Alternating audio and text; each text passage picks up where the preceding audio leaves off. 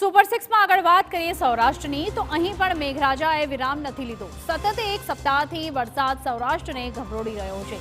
અમરેલી હોય કે બગસરા, પોરબંદર હોય કે જૂનાગઢ, જુલાઈમાં અહીં વરસાદી જમાવટે આફત વરસાવી છે।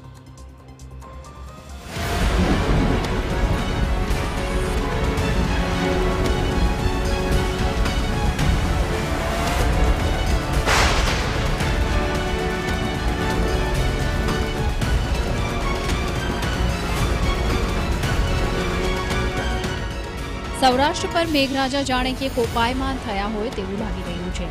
અમરેલી હોય કે ધોરાજી, પોરબંદર હોય કે ગીર સોમનાથ, ઠેર ઠેર વરસાદી આફત વરસી રહી છે। હવે તો લોકો મેઘરાજાને ખમૈયા કરવા વિનવી રહ્યા છે।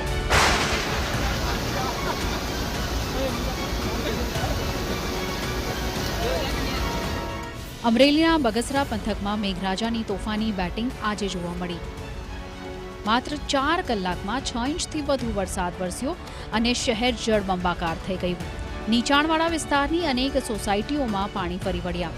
બગસરાના ખારી વાઘણિયામાં મેઘરાજા મન મૂકીને વરસ્યા। ભારે વરસાદથી ગામના તમામ ચેકડેમો છલકાયા।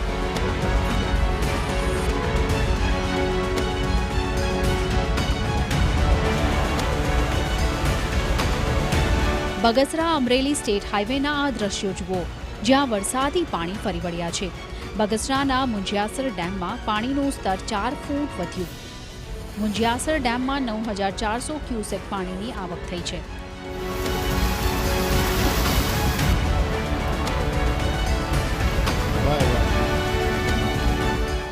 અમરેલીના વડિયાની વાત કરીએ તો અમરાપુર ગામે મેઘરાજા મહેરબાન થયા। ગામની આસપાસ આવેલા તમામ ચેકડેમ ઓવરફ્લો થયા છે।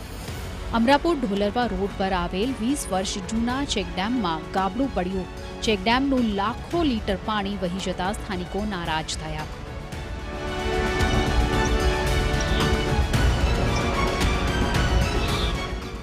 રાજકોટના ઉપલેટાની વાત કરીએ તો 5 ઇંચ વરસાદ પડતા ઠેર ઠેર હાલાકી જોવા મળી। ખાખી જાડિયા, મોજીરા, સેવંથરા, ગઢડા ગામોમાં ધોધમાર વરસાદ। ધોધમાર વરસાદને લીધે મોજ નદી બની ગાંડી તૂર।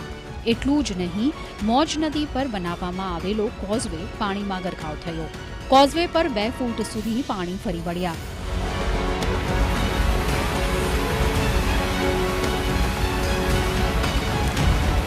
જૂનાગઢ જિલ્લાની વાત કરીએ તો 19 ડેમમાંથી 16 ડેમ ઓવરફ્લો થયા છે, તો પાણીના પ્રકોપથી 96 ગામ પણ પ્રભાવિત થયા। ભારે વરસાદને પગલે તંત્ર એલર્ટ મોડ પર છે। ઓઝત 2 ડેમના 8 દરવાજા 3 ફૂટ ખોલવામાં આવ્યા। 20,000 ક્યુસેક પાણીની આવકની સામે એટલી જ જાવક છે, જેને લઈને વંથલી, કેશોદ, માણાવદર તાલુકાના ગામોને એલર્ટ કરાયા છે।